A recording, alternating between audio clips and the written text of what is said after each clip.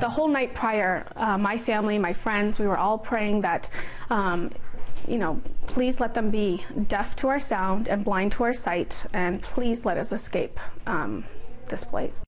It was a nightmare Heather Dunphy never imagined she'd be living. The mother of 3 says she and her children were held captive by her estranged husband and his family for 7 months in Algeria. She'd gone there to visit his relatives and says she had no warning they would try to prevent them from leaving.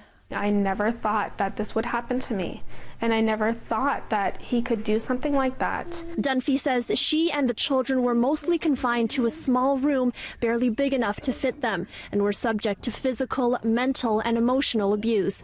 But finally, with the help of the Canadian Embassy, Global Affairs, and her friends and family, she carried out a dramatic escape in the early morning hours to a car that was waiting outside for them. I was told that I have 5 minutes to get the children and get out of the house. 5 minutes. And I thought, oh my goodness, I don't know if I can do this. I don't know if I can do this. And then I looked at the kids and they looked at me and I thought, oh, I absolutely have to. I have to do this. Dunphy carried her youngest in her arms and guided the children quietly down the stairs. There was a big metal door, a big iron door, and I pushed it open and it made a big clunk. And I opened that door up and I said, Farah and Saki, run. I said, whatever you do, just run. It was about maybe just 10 seconds of running. We went down to the street and we were told that the car that would be waiting for us was a white Renault. And when I got there, I seen 4 white Renaults.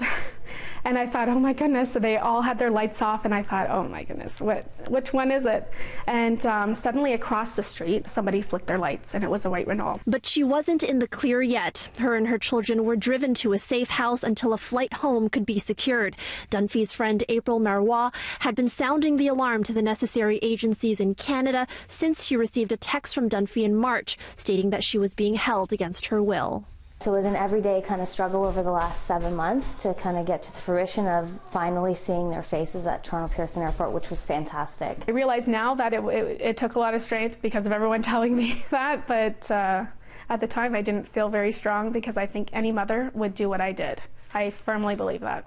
Now, no charges have been laid against the father. Dunphy says she's currently working to get full custody of the children and will look into what action can be taken against him and his family. Now, I spoke with a representative from the Schleifer Clinic. It's a local agency that assists women experiencing abuse. They say cases like this are more common than one might think. And they recommend that when traveling abroad, whether or not you believe something may happen, it's always best to register on the Government of Canada website, travel.gc.ca, in case of emergencies.